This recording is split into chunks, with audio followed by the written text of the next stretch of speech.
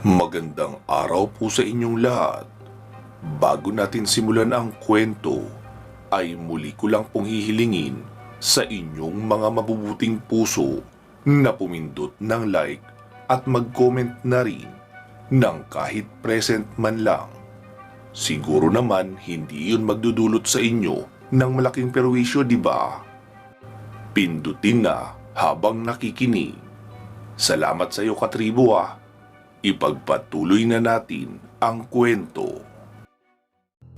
Sa bahagi naman ng Section A, pagkalabas nila Kula sa portal na ginawa ni Tiara, ay halos magkakasabay na tumalon papabulusok sa kanila ang hindi mabilang na mga mandaragit. Nagsalita si Tatang Perling. "Magsiyuko kayo!" Agad naman yung sinunod ni Nakulas, Mancio, Alim, Tiara at Hodor. Buong puwersang itinusok ni Tatang Perling ang kanyang tungkod sa lupa at naglabas iyon ng shockwaves paitaas. Kaya iyong mga papabulusok na aswang ay napatalsik papabalik sa itaas.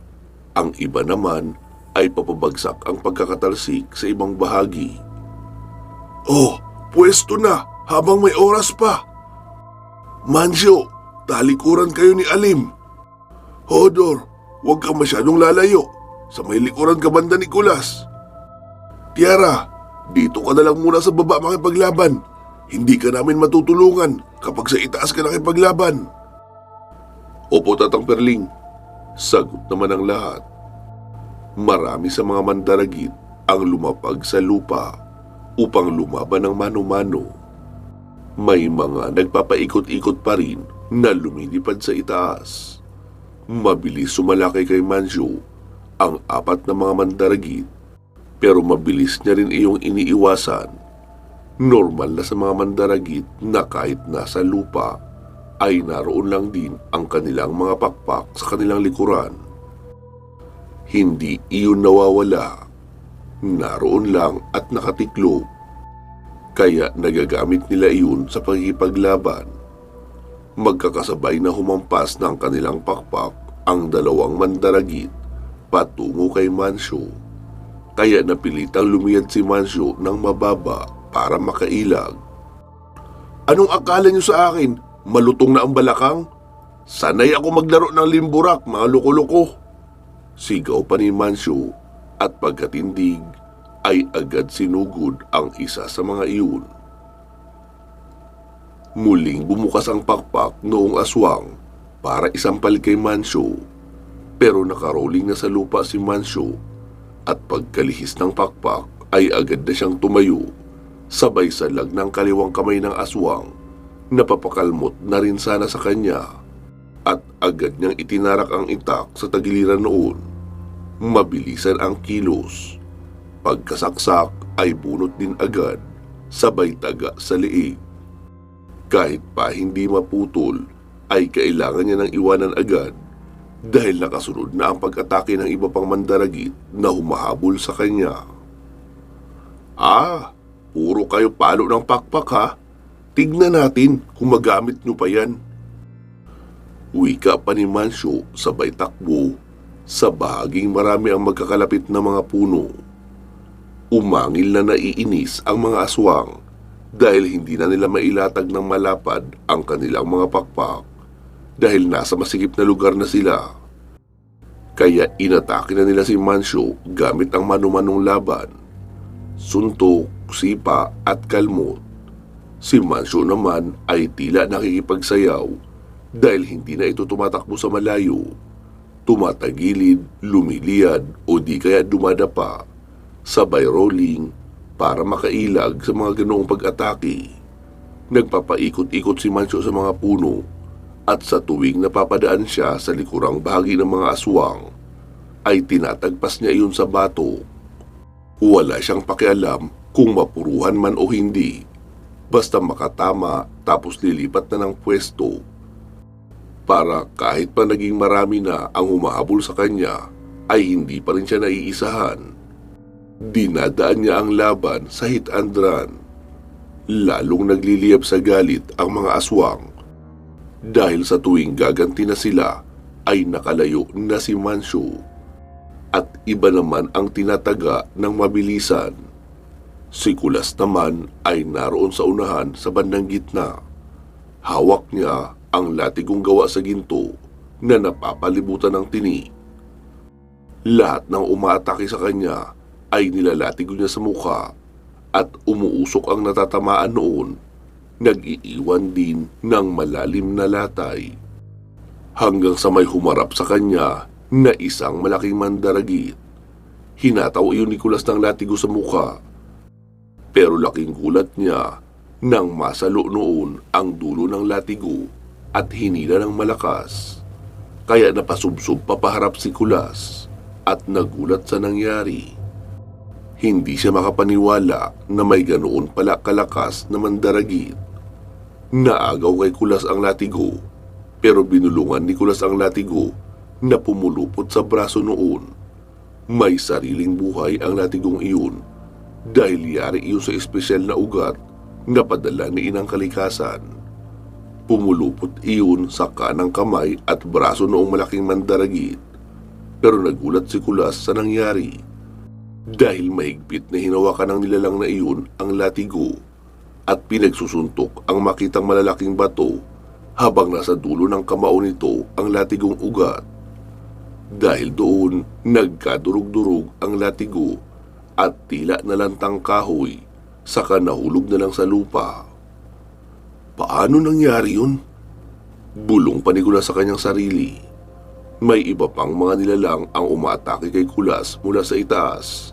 Pero bago pa yun makarating sa kanya, ay hinahampas na iyon ni Hodor gamit ang malaking sanga ng puno na may dahon-dahon pa ang dulo. Akala ni Kulas ay nag-iisa lang ang malaking uri ng mandaragit na nakakaharap ng kanyang grupo.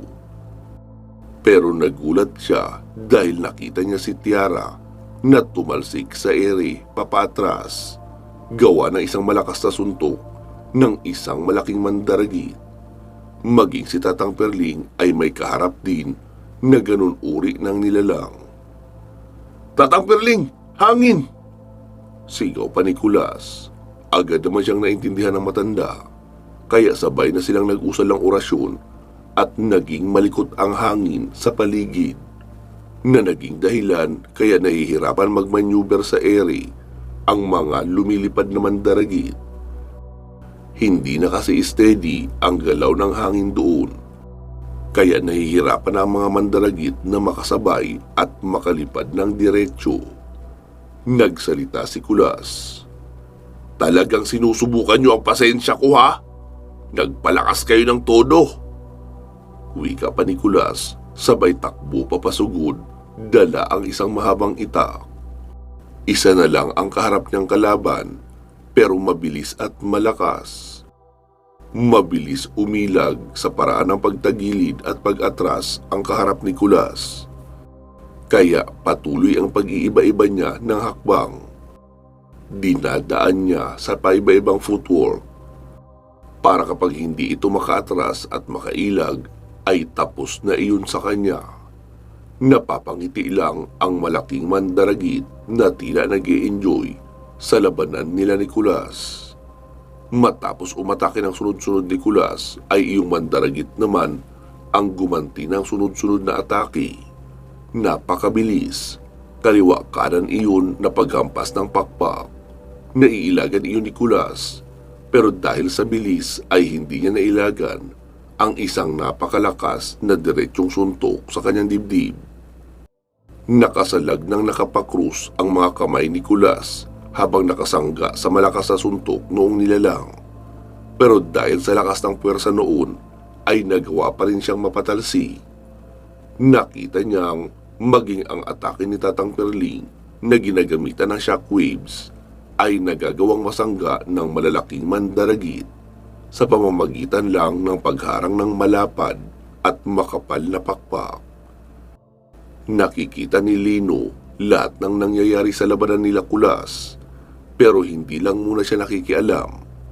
Pero noong makita ni Lino na muntik nang mapuruhan si Alim ng mga kalaban, ay agad niyang sinabing, "Ting-ting, respondi ka muna sa Section A. Backupan mo si Alim. Bigyan mo ng baril. Sabihin mo, itak at baril ang pagsamahin niyang armas para hindi siya nabubulaga kapag may biglang papabulusok na nilalang mula sa itaas. Mag-back to back na lang muna kayo. Marami masyado ang kalaban doon at may malalakas pa. Okay, Kuya Lino. Uwi ka pa ni Tingting at agad nang bumaba. Leia, pakigawaan ng portal si Tingting patungo sa Section A. Okay, Lino. Sagot naman ng diwata. Saktong-sakto ang pagdating ni Tingting dahil naabutan niyang nakahiga sa lupa si Alim at kinakalmot ng dalawang aswang. Panay lang ang salag ni Alim. Hindi ito makakuha ng pagkakataon na makabangon. Mabilis tinaga ni Tingting ang ibaba ng binti ng dalawang aswang. Pagkaharap ng isa ay tinagpas niya iyon sa leeg. Diretso niya namang isinaksak ang itak sa katawan pa noong isa. Pumapalag pa iyon. Kaya tinadyakan iyon ng malakas ni Tingting at pagkabagsak sa lupa ay muli niyang tinaga sa mukha at halos mahati nga iyon. Hinawakan ni Tingting si Alim sa kamay at hinila papatayo. Alim, sabi ni Kuya Lino, gumamit ka raw ng baril para may pansalubong ka sa mga mandaragit na papabulusok mula sa itaas. Wika pa ni Tingting, sabay iniabot ang isang 45 caliber na nasa holster at may nakasabit rin doon na 2 extra magazine. Tinanggap iyon ni Alim at ikinabit sa bewang ang holster. Alim, bakit mag-isa ka dito? Nasaan si Mansyo? Naroon sa mapunong bahagi. Hinahabol siya ng napakaraming galit na mga aswang. Hindi sanay si Mansyo sa labanan sa open area. Gusto niya iyong mapuno para marami siyang maiikutan. Kaya pala. Muling may umataking 4 na mandaragit kila Tingting at Alim. Masigasig naman iyong sinalubong ni Alim dahil hindi na siya natatakot na mabulaga mula sa likuran. Naroon na rin naman si Tingting. Noong una kasi ay hindi siya makabuelo sa laban dahil panay ang lingon niya sa likuran at sa itaas. Baka kasi bigla namang may sumaklot sa kanya at mailipad siya pataas. Nakita ni Alim na may isang mandaragit na papabulusok sa kanya. Kasabay rin noon ang isa pang nasa ibaba na papasugod na rin. Kaya mabilis niyang dinukot ang baril at binaril ang nasa itaas. Sapul iyon sa mukha at sa katawan. Kaya dire-diretso sa pagkasubsob sa lupa. Sabay gulong ni Alim at sinalag ng itak ang ataking pagkalmot noong isa pang aswang. Dahil sa magkasabay na puwersa ng pagkalmot ng aswang at puwersa ng pagtaga ni Alim, kaya naputol ang braso noon. Ginamit ni Alim ang puwersa ng pag-ikot, sabay tagpas ng itak sa liig noong aswang at nagawa niya iyong maputol. Patuloy sa pakikipaglaban si Tingting, pero mabilis rin siyang bumabalik sa bahaging likuran ni Alim kapag natatapos niya na ang isang kalaban. Hindi kagaya ni Mansyo na nakalimutan ng balikan si Alim. Dahil abala rin talaga iyon sa napakaraming aswang na nakasunod sa kanya. Sa bahagi naman ni Tiara ay marami na itong nagiging bugbog dahil sa dami ng nagtutulong-tulong sa kanya na mga mandaragit na malalakas na uri. Kaya hindi niya nagawang mapigilan ang sarili na magpalit ng anyo bilang isang mandurugo. Umitim ang kanyang balat at naging mapula ang mga mata. Pagsugod ng isang mandaragit sa kanya ay buong puwersa niyang sinalubong ng malakas na pagkalmot gamit ang kaliwang kamay. Pagkahawi noon ay nakasunod naman ang kanang kamay ni Tiara na ikinalmot niya sa liig noong kalabang aswang. Kaya naputol noon ang liig. Nakita niyang may papabulusok pang isang mandaragit mula sa itaas. Mabilis siyang lumihis, sabay padyak ng paapaitaas at lumipad. Diretso niyang itinusok ang pinatulis na kamay sa dibdib ng nilalang na iyon at hinugot papalabas ang puso. Kaya agad iyon nawala ng buhay at bumagsak sa lupa. Tila isang naghuhurumintadong leon na si Tiara at wala nang nakakapigil sa kanyang bawat pag-atake. Si Tatang Perling naman ay may kasama ng dugo ang pag-ubo dahil sa bugbog na natamo mula sa mga nakakaharap na aswang. Umusal ng orasyon si Tatang Perling at sa unang pagkakataon ay ginamit niya ang elemento ng apoy at inilagay sa kanyang kamay. Pagkahampas sa kanya ng malapad na pakpak ng aswang ay sinalo niya iyon at binali. Nagliyab din iyon. Sinakal ni Tatang Perling ang kaharap na mandaragit at nahirapan iyon makapalag. Gawa ng nagliliyab ang kamay ng matanda. Maging si Tatang Perling ay nakakaramdam din ng sakit dahil sa ginagamit niyang kapangyarihan ng apoy. Pero wala na siyang pagpipilian. Hindi na umuubra ang mga pagbato niya ng tigalpo. Si Kulas naman ay sinubukan ng gamitin ang mga ugat, pero mabilis na nagliliparan ang mga mandaragit pa itaas, kaya ilan na lang ang naaabutan ng mga ugat. Muling tinawag ni Kulas ang kapangyarihan ng kalikasan upang bigyan siyang muli ng gintong ugat na may tinik. Pero imbis na gamitin bilang sandata, ay hinayaan niya lang iyon na manatili sa ilalim ng lupa sa may harapan niya banda bilang reserbang pag-atake. Inihanda niya ang kanyang itak at sinenyasan iyong malakas na uri ng aswang na sumugod sa kanya. Nakangiti naman iyon sa pag-aakalang tanging itak lang ang inihandang sandata ni Kulas para sa kanya. Bago pa makalapit kay Kulas ang aswang na iyon, ay umusal siya ng orasyon upang magpalabas ng isang guhit ng kidlat. Itinaas ni Kulas ang kanyang itak at doon tumama ang kidlat, kaya nagliwanag ng kulay matingkad na asul ang dala niyang itak. At tag-isang tagpas niya lang ang kahit anong bahagi ng mandaragit at para lamang iyong malambot na bagay na napuputol. Noong muling sumugod ang mandaragit ay isang malakas na pagtagpas ang kanyang ginawa, na kahit isinalag ng aswang ang kanyang natitirang kaliwang kamay, ay naputol pa iyon pati na ang leeg. Bumagsak ang katawan ng kalaban na wala ng ulo. Makalipas pang muli ang mahigit kalahating oras, ay pagod na pagod silang lahat na napaupo sa lupa. Sa wakas, naubos na rin nila ang mga kalabang mandaragit. Si Tiara naman ay unti-unti nang bumabalik ang kulay sa pagiging normal na maputi at maganda. Lino, si Kulas ito. Tapos na ang laban dito. Dito na muna kami magpapahinga. Okay Kulas, copy that. Sagot pa ni Lino at muling sinabihan si Clea na maghatid ng makakain at maiinom sa grupo nila Kulas. Ting-ting, do you copy? Oo Kuya Lino, bakit? Gamutin mo na rin dyan ang mga kasama ni Kulas kung mga minor lang naman. Huwag kang gagamot ng malalang pinsala kung hindi mo dala ang batong meteor. Baka magkaroon ng biglaang pagsalakay, hindi ka makakadepensa. Oo Kuya Lino, sige. Ting-ting, kapag stable na ang lagay nila dyan, lipat ka sa Section D. Mabigat ang labanan doon. Mga mabababang uri ng orasyon lang ang gamit ng mga kasama nating naroon at napakarami ng abuwak at mga tiktik. At kung kaya pa ni Kulas, isama mo siya sa Section D. Kailangan doon ang mga ugat niya dahil dumadaan sa ilalim ng lupa ang mga abuwak.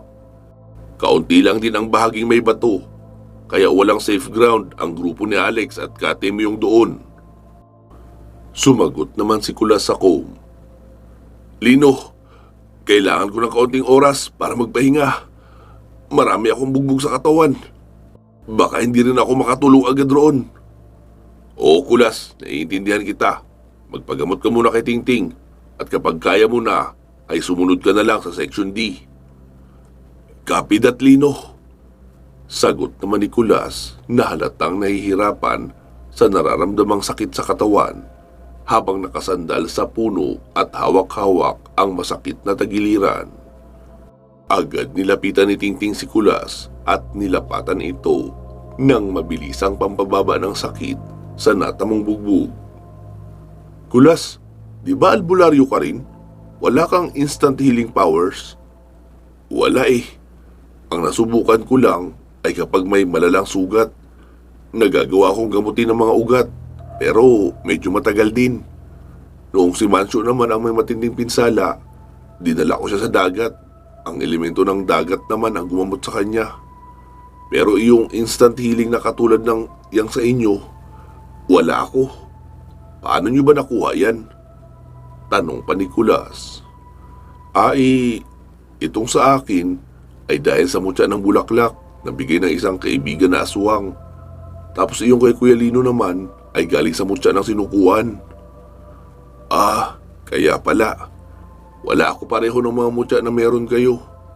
Mabuti at hindi nauubos ang sarili mong lakas sa katawan kapag nanggagamot ka. Nauubos din.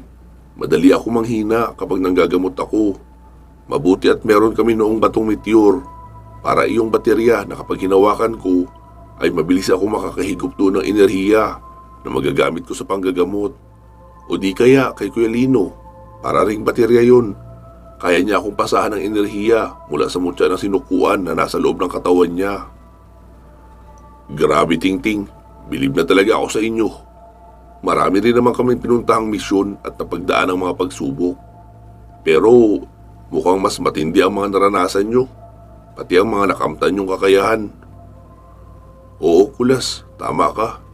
Pero lahat naman ang meron kami ay ginagamit lang din namin para makatulong sa iba. Kaya kung sakaling makaligtas pa tayo rito ng buhay at mangailangan kayo ng tulong namin, tawagan nyo lang kami. Darating kami para tulungan kayo. Oo, salamat, Tingting. Tapos na ang paggamot ko sa iyo, Kulas. Okay ka na? Oo nga, nawala na ang sakit. Kaso, nauuhaw ako. Pagkasabi lang noon ni Kulas, ay biglang lumitaw si Clea. Heto na ang tubig. Nagdala na rin ako ng tinapay. May palaman na yan. Wika pa ng diwata. Dali-daling kinuha ni Tingting ang mga pagkain at inabutan ang buong grupo ni Kulas. Matapos ng mabilis ang pagkain ay sinabi ni Kulas, "Tara na, Tingting, sa Section D. Ayos na ako." "Sige." "Tiara, pasuyo. Igawa mo kami ng portal patungo roon." Wika pa ni Kulas. Kahit nakaupo ay kumumpas lang si Tiara patungo sa puno at mabilis nakabuo ng portal. "Wow, ang bilis mong makagawa ng portal ah." Wika pa ni Tingting. Sabi naman ni Clea, "Oo nga, anong klaseng diwata ka, Tiara? Bakit hindi ako pamilyar sa aura mo?" Wika pa ni Clea na naroon malapit kay Tiara. Itinaas ni Tiara ang kanyang hintuturo. "Oh, halika, ikaw na ang umalam." Lumapit si Clea kay Tiara at inilapit ang dulo ng hintuturo sa noo niya. Nagliwanag iyon. Pagkamulat niya ng mata ay tila nagulat ito. Biglang lumuhod si Clea sa harapan ni Tiara habang nakayuko. "Paumanhin, mahal na Reyna. Kung kinakausap kita na parang normal na tao lamang." Natatawa naman na sumagot si Tiara. "Tumayo ka nga dyan. Hindi mo kailangan magbigay ng pugay sa akin dito. Kapag nandito ako sa mundo ng mga tao, hindi ako Reyna. Isa akong tagapagsilbing gabay at tagapagtanggol ni Kulas." Sabi naman ni Tingting. "Ha? Mahal na Reyna?" Tumawa naman si Kulas. "Oo, si Tiara na ang kasalukuyang Reyna sa kaharian ng Sapiro ngayon." "Talaga? Bakit narito ka nakikipaglaban para sa amin? Ni hindi mo malang sinabi na Reyna ka pala." Wika pa ni Tingting. Tumawa naman si Tiara.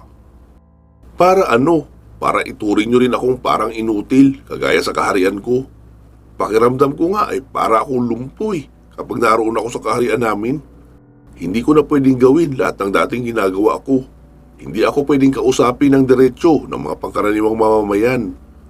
Wala rin pinapayagang makalapit sa akin, maliban sa mga nakatalagang bantay para sa akin. Dito sa mundo nyo, nararamdaman ko na parang normal lang ako. Kapantay nyo. Lalaban ako para ipagtanggol ang pinapaniwalaan kong tama. Hindi iyong puro kawal ko lang ang makikipaglaban para sa akin." "Wow, ang astig naman pala. Pero nakita ko ang itsura mo kanina nung nasa anyong aswang ka. Hindi astig.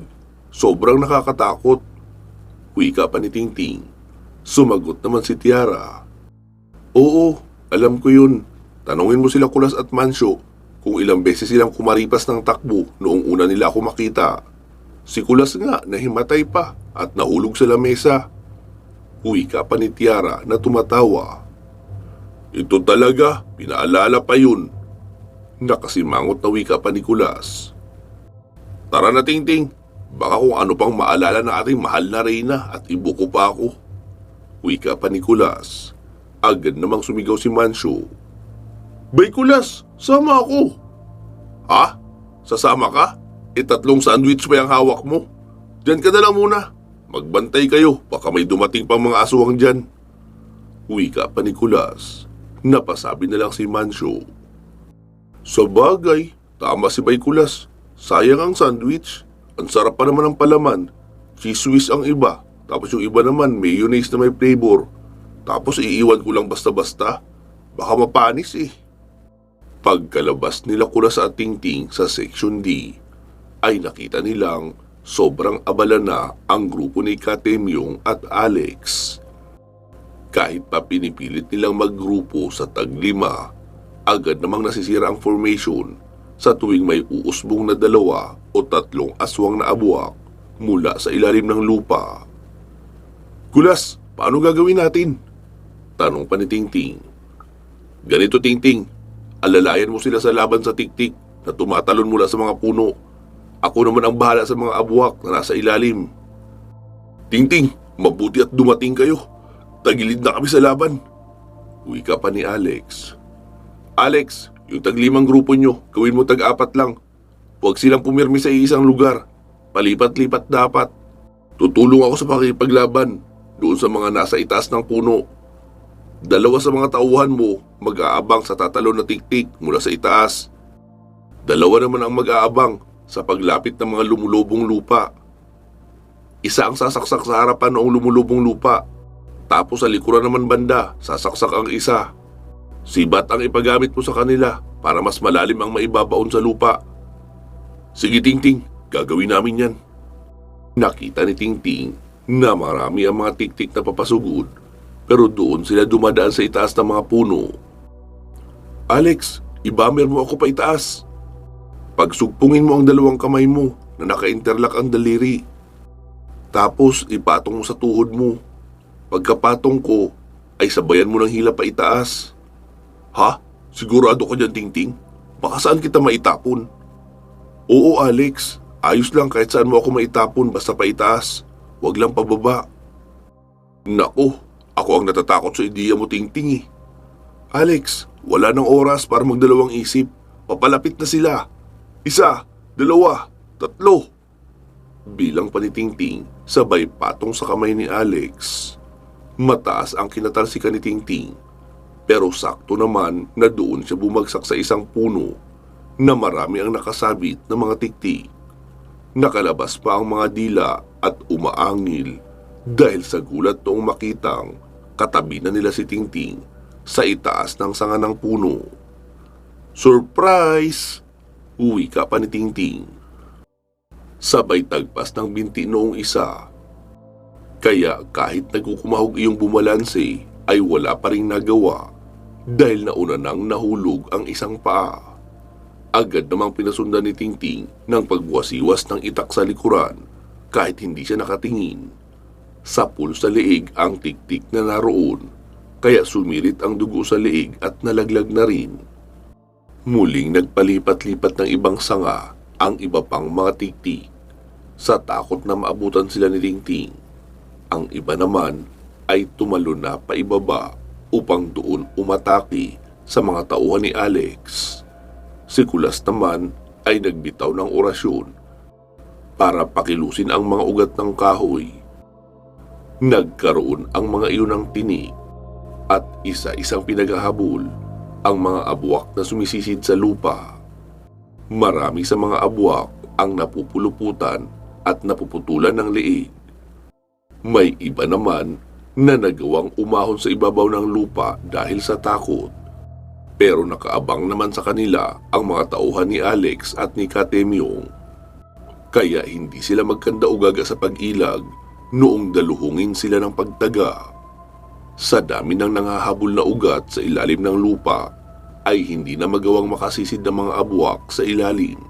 Kaya wala na silang pagpipilian, kundi ang lumaban ng mano-mano sa ibabaw.